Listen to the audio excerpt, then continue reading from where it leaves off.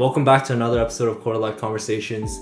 If you're new here or you've been following us for a while, we really appreciate if you could give us a like and a subscribe. It would really help us out. And yeah, let's just jump straight into it. We want to talk about gym today Yeah. and kind of how it's been a part of our lives and like an important part of our lives and how um I guess useful lessons we've kind of gotten from it. Yeah. And also like I've noticed this trend of people. My mom actually talked about this, where it seems like Gen Z and like young people nowadays, like, why are we more obsessed with gym and like being athletic and stuff like that, right? Yeah. Like, so I saw this quote. It's quite interesting. So this is from like South China Morning Post. Yeah. And it's talking about like how people are spending 20,000 yuan, right? So that's like 2,800 USD, Yeah. not to relax, but to endure military style tennis camps, turning the romantic island of Bali into a grueling sporting getaway. Okay. So let me just get your thoughts on like why are younger people more interested in going to the gym, being more athletic, and kind of your own personal like reasons, like why did you go to the gym and stuff like that? Yeah. Yeah. I think in general, I think at least from what I've observed is that especially in the younger generations, yeah, there is more of an emphasis nowadays in terms of going to the gym, staying fit. I don't really know what could be the root cause of that. Maybe it's like the increased education on the importance of it. Yeah, that could be it. Maybe Yeah. it's the increase in access to information regarding it, because obviously nowadays we have access to the internet, so it greatly reduces the barrier to entry, for example, to going to the gym, etc. Whereas back in the day, maybe there was a person who was interested in going to the gym, but they didn't have the internet, so they were stuck at the point as in, how do I start, what do I do, Yeah. etc. So maybe that could be a part of the reason. But yeah, I definitely do see a very big rise in it, and it's definitely a good thing. It's also interesting. Yeah. So yeah, it might be people being more educated, because I think this trend of like people going or taking care of their physical health Yeah. is also coupled to like people taking care of their mental health more, right? Yes. Like people taking care of like their overall well-being, not just 100%. physical health. So yeah, They are kind of like they work in synergy, because yes, there is way more awareness and knowledge nowadays in terms of mental health, right? And that's way Yeah. more of a discussion. And when people talk about mental health, one of the core facets of keeping that upkeeping your mental health is being physically active, right, and exercising. Yeah. So I guess maybe with the increase in the exposure to that conversation in terms of the mental side, maybe naturally the conversation around physical wellness, etc., was increasing as well. I'd say in my experience, Yeah. that definitely was a factor, because I initially got into lifting in the gym. I don't know if you can tell, but I'm pretty. Leave a comment down below. No, I'm kidding. But yeah, I initially got into lifting just when COVID hit. And it was during that point that I was actually having quite a lot of struggles with my mental health, actually. Right. Yeah, I was dealing with like a lot of anxiety, and I'm sure a lot of people can relate to this, but you know, being pulled away from the world and isolated, I started having a lot of anxiety in terms of socializing and all these things, because I felt like I almost lost touch and lost the skill. And coupled with that, at that point I was also dealing with some overthinking, etc. So it was all kind of a lot. So I was looking for an outlet, and at the same time, I did also want to kind of physically improve my physique. I wanted to fill out my t-shirts a little bit Okay. more. A noble goal. Yeah, a noble goal. I think for guys, a lot of guys kind of start off with that, you know, wanting to fill out the arm I sleeves. think my reason for going to the gym is mainly aesthetic. Yeah. Yeah, It yeah. is actually. Yeah, so it was those kind of two factors that I got into it initially. And I remember my goals were so simple. I just went and I just wanted to do bicep curls, because yeah, again, one of my main things was wanting to fill out my shirts. And yeah, I guess that was Yeah, that was 6 years ago now, and that started a very long journey of just discipline, hard work, consistently showing up. I've been consistent, I'd say, for those full 6 years. Yeah. Outside of sickness or being away or vacation, etc. I've been pretty much consistent those full 6 years. So it's definitely been a life changing like journey for me. And we'll go more into it, but I do want to hear your thoughts and how you started with your, I guess, your health journey and Yeah. yeah, when you started. Yeah.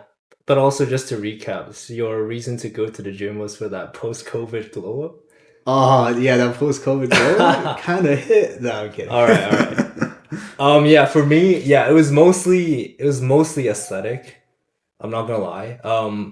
Yeah, I guess like growing up skinny, like, and obviously like, yeah, like you get the occasional comments of like, oh, you're too skinny and stuff, and um, it wasn't necessarily something I was insecure about, but I just thought like I just wanted to try it out and see if I can actually like get bigger. Yeah.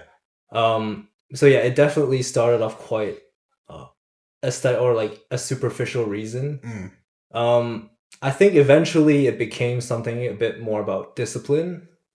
Real quick, what year did you start?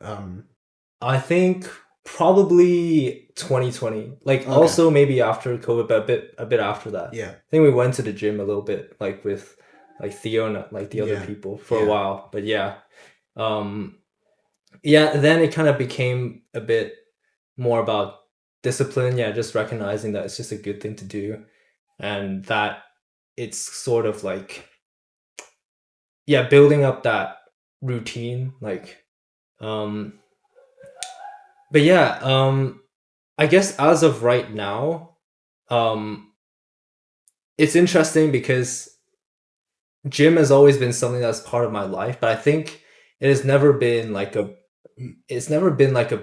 main priority. So it's always been something that I've tried to work on like on the side and things like that. Mm. So in a way, I think I didn't make that much progress in a way. Like I definitely got bigger than I originally was. So keep in mind, like I was really skinny back then. Um, but yeah, but I think this year, gym has become a lot more important to me. Mm. And I think the reason was just that I felt like I've been going at it for, yeah, for 6 years now, and like, yeah, I've gotten a bit bigger. But it's not the progress that I would like to have seen. Yeah. So this year I actually kind of wanted to lock in a bit more and really like focus on um making progress and seeing progress in the gym. Yeah. And I heard this quote which was like, yeah, it's better to do something like really focused consistently for 3 to 6 months, Yeah. versus like doing something kind of just on the side, even though you're being consistent for 2 years. And I think I've seen more progress in the last 2 months than like all these few years that I've been trying. Yeah. And so I think this quote is starting to ring true for me. Yeah. Yeah, so that's kind of interesting. That's kind of, yeah, the journey that I've Yeah. been through as I well. guess what would you say the difference between your relationship with going to the gym was this year versus the previous years? Like how, I guess, do you view the gym now that's allowed you to be this much more consistent than you were previously? Would you say it's gone up in terms of prioritization in your life Yes. values? Like Yeah. how what's that change? Because it doesn't just happen that big of a behavior change, right? There has to be a fundamental shift. Yeah, well, I think it really is just that um I think it is because I haven't prioritized it as much that I haven't made progress, and I've realized that um I could make more progress if I really just focus in like for a short period of time. Yeah.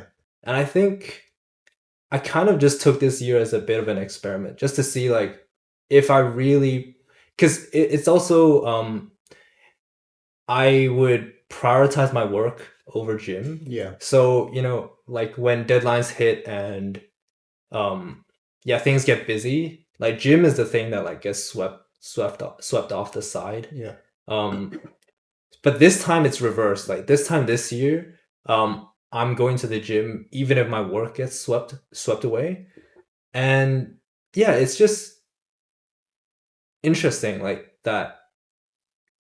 Yeah, the more you focus on something, um, I mean, I guess it seems obvious, but yeah, I'm making more progress than I have been, and um, yeah, I think right now also I'm trying to make it more of a short-term goal as well. I think before I thought of it as like a long-term goal, and in a way, it kind of made it not urgent. Okay, I see. But I think by making it like a short-term goal, you give yourself that bit of like urgency, Urgency, yeah. and in a way, like you want to see progress faster. Yeah. And I think that definitely helped me.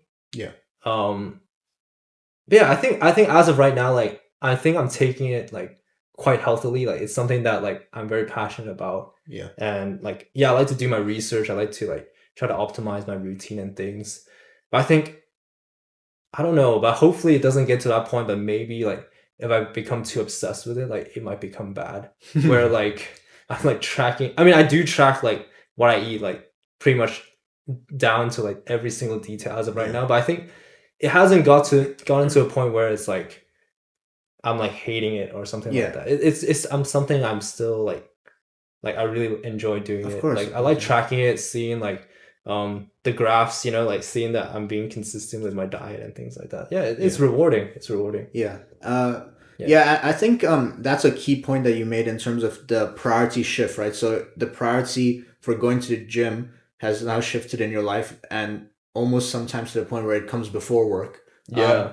Which is interesting, right? Because that's kind of how I guess it would be a healthy practice for most people, because if our bodies are not healthy, how can we go about in this world creating the best work we can and sustainably, right? Like Yeah. fundamentally, our health, I guess, in theory, should always kind of come first. But it's very common that nowadays, especially with all the different demands of life, that health is often the first kind of priority that's pushed away and to kind of make room for everything else. Um, So I but guess it is a good change then, like that young people nowadays are more health conscious. 100%, yeah, And like my parents, they've always believed that yeah, health is the number one priority. Without health, you can't really do the other things you care about, like relationships, yeah. work. Like how can you go to work if you're like not in good If you're not health? if you're not fit, exactly, yeah. It impacts everything, But and also I'm curious, like, do you think there is like a negative reason why people are um being more athletic or being more conscious in a way? I kind of feel like it might have also something to do with like maybe like increasing beauty standards okay, and yes, like yeah, I don't know if you've seen like online like those memes about like how superhero like actors mm, back then like they're like ripped, but like I think in 2026 like they're like okay. They're yeah, like they're not even really that ripped. But yeah, like and like superhero actors now like like Deadpool Wolverine, yeah, like that scene with Hugh Jackman, like where like like his abs like exploded his costume, like yeah, that is like what like a ideal physique now is like yeah. in 2026. The standards have shifted. So it has shifted, and that may be also what's driving young people to maybe yeah maybe out of this like desire to or like this impression that they have to look like that maybe like Yeah, I see what you're saying. The increased social pressures for heightened beauty standards, especially um amplified by social media, is definitely like a factor. I would say. and also like our own personal reasons, at least initially, were also superficial reasons, like for that Yeah, aesthetic. Yeah. yeah. I guess for my reason, it was kind of outside of, well, maybe it was tied in because I wasn't directly, I guess, directly consciously comparing myself to people on social media. But Yeah. why would I even have the mentality that I want to fill out my shirt like that would look better? Is probably because I was exposed to that Yeah. online, etc. So maybe, yeah, maybe it was all kind of tied in. I do see what you're saying though, because like, yeah, if somebody is going into the gym, not out of the basis to improve, because I think for us we still went in the with the basis of wanting to improve ourselves, right? Yeah. um I think it evolved into something that yeah, maybe the initial reason might be superficial, but I think it's evolved into something that's like for like mental health and something about like building up like a character, right? Exactly. Yeah, Yeah. building out your I guess how you want to build out your life. But I think you're right with the pitfall with trying to adhere to beauty standards is that it's different from us because the focus is external, right? For us, our focus was internal. Even superficially, we wanted to just improve ourselves, improve our physique, right? But not because we want to compare to this ideal standard online. But I think Yeah. the pitfall occurs when people enter it wanting to, or I guess under the assumption that you have to look at like this base level, otherwise you will get no action in the dating market, or people won't perceive you as attractive, right? So your standard is already, I guess, it could be that initially gets you to start working out and you go into it, I guess, looking to improve yourself. But the pitfall occurs when you, I guess, take it to the extreme, right? And you see the people, yeah, in movies, etc., and you assume that that's the only attractive state, and then I guess that opens up the pitfall for going into like steroids, etc., right? Which Yeah. is obviously now that's slightly entering a slightly dangerous territory And also because just for the viewers, are you natty or not? yeah, Okay, okay. that's a oh me. Yeah, yeah. Yeah, of course. I Okay, thought you okay. were asking the viewers whether they're natty or not to comment. No, yeah, of course I am. But yeah, the reason I am is because I kind of want to touch into like I guess how I viewed it from the start and why I was this like consistent with it was because from the get go I kind of viewed it with that shift that you've made now, where I put the priority for health above everything. Because I thought that if I was to focus on this aspect of my life and I was able to be disciplined in this aspect of my life, I would be able to extrapolate that discipline into all facets of my life. So from that point, I implemented that. I would do some form of exercise or gym, whatever it may be, in the morning, the first thing when I wake up, and then go at the day. Because if you, my mentality on it was that if you're able to get a hard thing done immediately, first thing out of the day, uh, like what else can come at you during the day that you can't handle?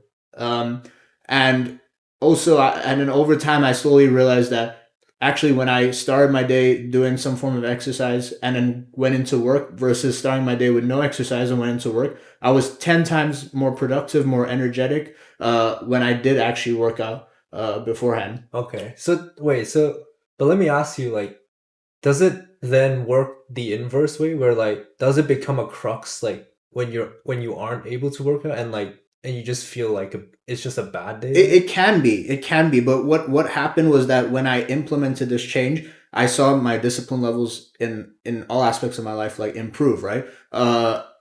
And then yeah, in itself, after that I fell in love with the process because I saw the direct impact it had in my life. But of course life happens and you get to days where you can't work out first and you have to go straight into work, etc., whatever it may be. But what I, at least in my experience, was that discipline that I got from having this kind of routine and lifestyle, it spread over all aspects of my life, right? So even on days where I couldn't work out, I knew that I have to just get after the work, even if I was naturally feeling less energetic, slightly lazy or whatever. I made sure to wake up at the time I set, get straight into the work as if I had already worked out. So that spillover effect of discipline, kind of, yeah, it made a positive impact in my whole life, and that's why yeah, ever since 2020, I I have stuck to the same script, and I fell in love with like making small improvements, and yeah, I think one thing for me was very key, and I know this you definitely have experienced this in your new chapter this year, was I really enjoyed the process of tracking and measuring small improvements, yeah, measuring, Yeah. and the importance of like actually keeping numbers. Yeah. And I know we want to talk about that a little bit, and yeah, I guess I want to kind of ask you what how that this one kind of tactic, maybe explain what you do and how it's impacted like your process and helped you stay consistent and motivate you. Yeah, so before when gym wasn't like as big of a priority, I kind of just like um I tracked occasionally like when I felt like it. Yeah. Because I always had the idea like I could kind of roughly eyeball it and like kind of guess how much I'm eating in a caloric surplus. Yeah. Um, what tracking did was just so basically now I track pretty much everything I eat.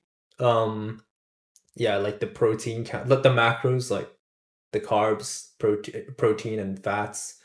Um, I Your weigh. numbers in the gym as well, right? Yes, Yeah. yeah. So I also track like there's this app called Heavy, where you like log all your workouts and stuff. And then also track my weight Yeah. every day. Um, what tracking does is just to me, right? It's the assurance. It's like Mhm. the assurance that um you are actually doing what you're supposed to do. So like one of the traps that I used to fall into was like because I kind of roughly knew that this would be enough for my calories and things like that. But it was always like a maybe. Yeah. And but by tracking it, I know for sure that yes, I am hitting my calories. Mm. And sometimes I find out that actually I have it actually didn't meet it before. What I originally thought. Yeah. And it's just it just gives you so much more clarity and assurance, Yeah. and to be able to see like measurable progress also is really motivating. Hmm.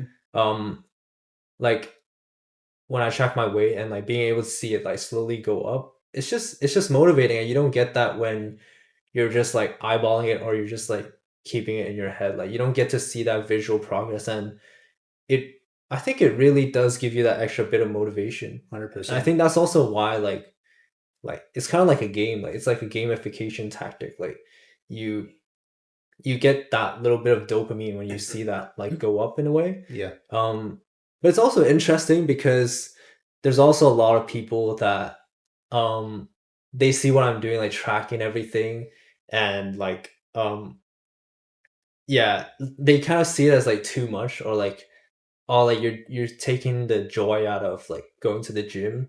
And I can see where they're coming from, like because it does seem like in a way like obsessive and like yeah, like a bit overbearing. So I do get that, but I don't know, it's just like for me it really is motivating, and Yeah. it's really like a process I enjoy. Yeah. So yeah. I think that's so like crucial what you touched on there, because I was reading this book, and it was saying how progression is the main motivating force when you're trying to pursue a goal, right? And how can you know you're progressing without tracking? Yeah. If you're going in blind and just kind of eyeballing, sometimes on a week by week basis in the gym, your strength actually increases by the smallest increment. Maybe it's 1 kg you can go up Yeah. in weight. If you're not tracking, you might miss that 1 kg of improvement. And not only are you lifting, I guess, sub optimally or under your potential, and I guess like limiting your growth, you're not also not giving yourself the credit of the progress you've actually achieved, because Yeah. you might just miss it. Whereas if you had tracked it and you do make that tiny jump in 1 kg, even if it's 1 kg, and you go up in 1 kg, you still feel like, oh, I've improved, I've gotten stronger. Yeah. What I'm doing is working. Yeah, and I think it's in just to kind of extrapolate to life, because we this is another theme that we wanted to talk about, and I think this is one of the core facets, is that tracking in overall in life. If you have a goal or if you want to work towards something, tracking your numbers is so crucial, because if you're not quantifying what you're doing, it's hard to be able to see if you're progressing or not. Yeah, it doesn't become measurable. It's not like concrete, right? Exactly. So it's just like you might just be doing whatever, and yeah, it ties in very strongly with gamification, because yeah, in processes, for example, you have a big task and you break it down into steps, and tick boxes, and each step you tick off and you go down, you get that little bit of dopamine, that Yeah. little bit of pride, like I've made progress, I'm going down, even if it's not that's not necessarily a numbers tracking, but you've tracked it out in terms of quantifiable steps, and you're slowly ticking and going down. It is a bit of gamification, because it's like, yeah, you're making progress, you're working down, and you do feel good, as you're going down the process, and before you know it, you're at the end. Whereas if you were just kind of approaching this task and just kind of doing one thing today, doing the next day, and kind of trying to figure it out as you go along, it may not be as motivating for you, and you might actually not get as great a structured result as you would have tracking, right? Yeah. And I also like building upon that, like the example of the gym as well, like it also kind of eliminates the subjectivity, I Yeah. think. So sometimes like so sometimes I might think I look bigger, Yeah. but like again, like previous episodes we kind of talked about a bit of that like subconscious bias we might have sometimes, or like I might be projecting the fact that like I want to be bigger, so in Yeah. my head like I look bigger in Yeah. a way. But then weighing yourself, that's like objective, that's like concrete, Yeah. like, and that's for me like how I know I am making progress, like even if I don't feel like necessarily I'm visually getting better, Yeah. like if I've tracked my macros, and if I've in the gym I can see that I'm progressively overloading and I'm gaining weight, then I know I'm making progress, right, in terms of building muscle. Yeah. Yeah. I do want to this might be going a little bit away, I guess, or maybe not, but I do want to ask you, because yes, tracking is motivating inherently, seeing progression, but I'm sure there are days where you wrestle with that motivation when you wake up to go to the gym, right? Yeah. Or when you finish work, whatever that day schedule might be. So I'm curious what your mental like frameworks or mental models you fall back on to kind of make sure you do stick to it and you don't fall back on previous patterns You of, I really- guess, pushing it. You really like the word frameworks. Yeah, I love it. I love it. It's like said at least once every episode. Yeah. What frameworks do I use? Nah, I mean, in a way, like tracking helps me to overcome that. So Okay. in a way, it's kind of like Snapchat streaks. Like, Yeah. I don't want to lose it. Like, I don't want to see that like random blip in my Yeah. graph in terms Okay. of like not having the data. Yeah. So I'm like, no, I want to get that full data set. you Yeah, know? yeah. And so I don't know, that actually really helps me. like, Maybe that is in in itself of itself, yeah. the main like motivating factor. Yeah. For me, I think which is powerful. Yeah. yeah. So we want to look at like, we want to kind of extract different like life lessons we kind of got from the gym, right? For sure. Yeah. So we kind of touched on tracking, Yeah. and how also like we could apply that in the rest of our lives. But Yeah. what do you think about the idea of lean bulking versus dirty bulking, and Okay, how does that interesting. like, how do you translate that into a real world application Yeah. outside of the gym? Okay. For me, like when I came up with that, like I was thinking about so this is me like researching about gym and stuff, and like optimizing gym, and you can only build, we'll fact check this, but I think you can only build 0.5 to 1 kg of muscle per month max. Okay. That's like our physiological limit. Okay. And so when you dirty bulk, a lot of it gets turned into fat, right? Yeah. Because yes, you're going over that caloric surplus and you're getting a lot of protein, but then if your body can only produce a set amount of muscle anyway, Yeah. then all the other excess calories will just have to be fat. Yeah.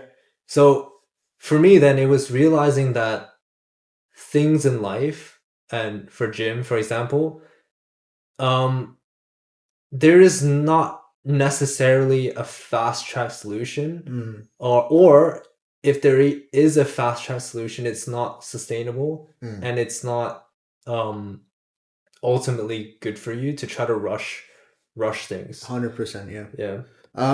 Yeah, 100% agree. So I think both of us kind of are speaking from experience, right? Because we both kind of started off naturally skinny, right? Yeah. So I guess we both kind of tested out lean bulking versus dirty bulking. Yeah. And 100% when I tried dirty bulking at the very beginning of my journey, it was because, like you said, like it seemed like, and it was portrayed as like the fast lane to putting on mass. But what I found was very in line with what you were saying, was that the majority of it became fat. And when I did cut, I was essentially left at a baseline of muscle, which I think I would have put on just lean bulking. So, yeah, I would say that generally speaking, and obviously we're just speaking from our experiences, right? Yeah. Different people might have different experiences with dirty bulking versus lean bulking. But in that specific, I guess keeping the question just about lean bulking versus dirty bulking, I would, in my experience, definitely lean towards in the future lean bulking because yeah, you feel good, you're keeping your body healthy, and I don't think you're necessarily giving up or sacrificing gains that you would uh miss out on, I guess, if you were to dirty bulk. But yeah, in terms of extrapolating into life, for sure, I think, yeah, as we said earlier, I think the gym kind of mimics life a lot, and in this specific one, I think it kind of it sheds light on the fact that the short path or the fast path in life to anything worth obtaining is usually not going to pan out as you would imagine, because Yeah. the things worth having in life are usually things that take time. It's kind of like the example of like you cheating on a test versus like you actually taking the time to study it and or to understand the concept, or maybe not even just cheating on a test, but like just memorizing the answer itself. Yeah. Like short term, you're both kind of getting the same result. Yeah. But then like long term, you just memorizing it doesn't really help you. Right? It doesn't benefit your overall knowledge, your career. I guess a good example is with people trying to get rich quick, right? With these get rich quick schemes, or trying to put a lot of money into risky crypto coins, or do certain investments here. When it's obviously S&P 500. Exactly. The consistent which is route. a 50-year play. But yeah, I guess, and then yeah, sometimes on the very rare occasion, I don't know, I'm not speaking from experience, but maybe there's some rare winners, but on the majority of cases, it's probably that they end up losing their money, right? Versus people who start businesses or pursue long careers, and they eventually get to a point where they're making a lot of money, but it's a path that took discipline, built up their knowledge, and yeah, that's when that I guess you get that stable source of income. But I guess chasing the fast paths in life is generally very risky, and yeah, you would be, I guess you should take caution before you take those paths in life. Yeah, what are your thoughts on that? Yeah, and I think, yeah, building upon that also, like I think it's also kind of, I see the relationship between like the myth of overnight success. Yeah. Like the idea that, yeah, like get rich quick schemes. Yeah. Or like when we see on social media, like seems like this person suddenly like got really famous or got really successful or got really big. Yeah. And like we think like from our perspective, it's like a dirty bulk. Like they just suddenly became like they just got to this stage. Yeah. And you also kind of subconsciously think like that's how it is, but then you don't see the background underlying work that they've kind of been building up to, right? 100%. Like 100%. the underlying lean bulk in a sense. That's so cringe, bro. But it's okay. We're stretching this metaphor like way too much, man. Yeah. No, 100%. And yeah, I guess what sells, what like people crave is that easy, right? Like that easy path. That's why that's why it's so appealing. Exactly. These course creators on Instagram, they always put like get rich quick or your 6-month plan to building a sustainable business. And that's why these things sell, right? Because people think or want like a quick solution to something that has to take a lot of time and a lot of work and a lot of patience. Yeah. And yeah, I guess you learn over time that there is no fast track. Like you have to go through the grind phase to get to anything that's worth having. Yeah, and not to force it as well. Like not to to kind of understand that like these things do take time, right? Yeah. Just like how muscle takes time. Exactly. You know, only a certain amount of muscle per month. Yeah. And I think like this podcast is almost like such a good example because like It's a lean bulk. yeah, because right now we are very lean bulky because We're skinny right yeah now. we're very new and yeah our views are yeah we're not we're on the grind basically. We'd love a dirty bulk, but it's a lean bulk. It's a process, yeah. But I guess yeah, that's the mentality, right? You gotta fall in love with the long game, the process, enjoy Yeah. the day-to-day improvements that you can Yeah. make. And yeah, that's when you enjoy the day-to-day process, that's how you find yourself 2 years, 3 years down the line, and you're like, wow, I've stuck with this for 2, 3 years now consistently.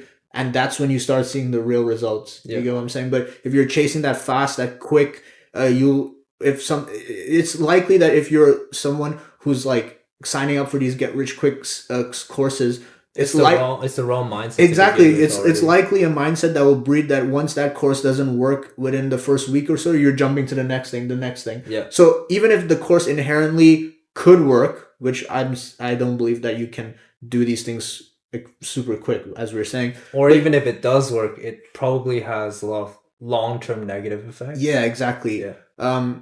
So yeah, I guess it extrapolates in life to just you have to fall in love with the process, and Yeah. good things take time. So yeah, enjoy the day-to-day grind. And yeah, I think we did well stretching that metaphor. yeah, We really did. yeah, Why don't we tackle one more? for sure. And then we can end it. Quality reps over quantity of reps. Okay. How does that apply to the gym and also in life? Yeah. Yeah, I think it's a key point because yeah, in the gym it's all about the quality, right? You can do the heaviest weight that your body can physically move, but if you're sacrificing form for weight, you're likely going to speed run an injury or it's just not going to be sustainable long term, right? So you have to focus on quality. And yeah, I guess it kind of extrapolates to life in the sense where you can do things for volume, you can do things just So to is using all the gym terms. yeah, you can do things just to do them, right? Just to be able to say you've done that. I've hit that weight in real life, but Okay. He's but yeah, doing too much. He's doing too much. but the real growth happens when you pursue work with intention, right? When you do it with quality, when you put your best effort into things. You could, for example, if we're producing this podcast, let's just talk about us. If we just put out episodes every day, maybe like put very little thought into it, and we're putting out episodes every single day. Our volume is up. We're showing up. You could say technically we're doing it, but if we're not putting in the time to produce a quality product, and try our best to kind of frame value in these episodes, will it pick up traction? Will it connect with people? Will people be able to take something out of what we're talking about? I don't know. It's right? interesting too, because like, yeah, quantity versus quality. Like, obviously, quality is better, but it's also like the fact that quantity works too, though. Yes. So yes. like, it's maybe suboptimal, but it also works. So like, the example of like pumping out so much content, like there are YouTube channels that like just recycle shorts, or like they just pump out like, I don't know, AI generated slop, or just Yeah. like really like trendy, or like just capitalizing on like the most brain rot things, but they do well, and That's they're a just good they're, point, they're just actually. pumping out. So sometimes it works, like, Yeah. and I guess that's also the nuance that we're bringing to this. Yeah. Is that, yeah, I mean, sometimes quantity does work. Yeah, you could also like build up muscle by doing a lot of quantity, Yeah. but I guess maybe like optimizing it, you'd want to focus on the quality, and for me it's more about the inefficiency though, Yeah. because the way I kind of think about applying it to life is like in terms of time, and I kind of thought of it from the perspective of my uni projects, because I think I'm somebody that like is a quantity reps kind of guy. Like in terms of my uni work, like I kind of just like, when I'm working on my portfolio and things, I'm kind of just like pumping these pages out. Like I'm just trying to like fill them out. Yeah. But then I feel like I'm not making efficient use of time, or I'm not like understanding like the important things I need to put on the page. Yeah. And so it kind of ends up like I'm doing a whole lot of work, but then compared to if I maybe like took the time and sat down and like actually looked at the marketing rubric and really understood what they're really after, maybe it could have taken me a lot less time and a lot less pages to meet that already. Yeah. But I'm kind of in a way just like brute forcing it, Yeah. and like just doing as much as I can and like to get a high mark. But I've always felt that I could be more efficient in it, and like I feel like I could have saved a lot of time. Yeah. And it's still something I'm trying to work on, but it's really tough. But I've noticed that difference when I started like sharing. Well, my friends and I, we started like sharing our portfolios together, like weekly, to kind of track our like progress together. Yeah. And like I would notice like one of my friends, like he's able to do so much work in, I mean, we all have the same amount of time, right? But he's able to do so much work in a very short amount of time. And in a way, I think he understands how to prioritize the right things to do. So he's able to do a lot within a short period of time. Whereas I'm kind of like all over the place, like doing a little bit here, doing a little bit here. And I just feel like it just becomes really inefficient. So, and it still works because I still did get a good grade, but I think, yeah, like quantity works, but I think if you can like try to focus on the quality, the form, I guess. I think that's good what you brought up, because I guess it would depend on your underlying values around the task, right? Because with the with your work, I guess it would come down to the underlying value of whether you want to, if for a pride thing, like produce the best quality work you can, or for a quantity thing, would you rather just get the work done so you meet the marks and get the qualification? I'm not saying one is right or one is wrong. Like you could be either one of those, and I guess that kind of impacts your quantity versus quality. But it's not even just that though. It was just like I actually ended up doing more work. Yeah. Because like I think I just wasn't efficient. Yeah. So I just did a whole lot more work than I needed to, I think, in a way, when I kind of brute force it. I think. For but sure. But yeah. I think it would definitely come down to the individual, because even with people that clip, for example, just content that is meant to be not like the greatest creative pieces or anything, they're just meant to get views, like just pumping out these kind of like clips, etc. from streams. Maybe for those people, their value is just wanting to put out a lot of content that can get eyeballs and probably monetize. And their focus isn't really on producing like something out of a creative source. So maybe it is, but they don't want to have that much of a creative input on what they're putting out. And that's just their like value on it. It's not, there's never any like right or wrong. It's just that's how they view it. So they would probably prioritize quality over quantity, right? So I think probably it just comes down to the individual's value on the task at hand. With what you're facing, would you want to I guess create the best product you can, or do you want to kind of hit the deadlines as soon as you can and just get the task done? I guess you're right in a way. Like if it's like a less important task, you don't have to optimize it. Exactly. You're just okay with like doing it as it is. If you're like, if for example, if you have to clean your house, like I guess you probably want to just lead more to a quantifiable thing where you put everything back, you vacuum the floor, etc. You're not gonna like, I guess, I don't know, take out a toothbrush and start scrubbing every single corner. You know what I'm saying? Like, because that would be like the highest quality of cleaning your house you could do. I feel like we're kind of mixing a bit of the metaphor though. That's kind of just like, so it's kind of like doing the bare minimum in a sense. In that situation, it's not doing the bare minimum, but it's like finding a balance. Yeah, you get what I'm saying. Yeah, like without having to optimize it, just do it brute force kind of way. Yeah. Okay. Yeah. Exactly. Yeah. Exactly. I guess that makes sense. Yeah. Yeah. I think this is a good point to end it. Yeah. Agreed. So we hope you found value in this video today. And if you made it so far and you're new here or you've been following us for a while, thank you so much for sticking with us to the end.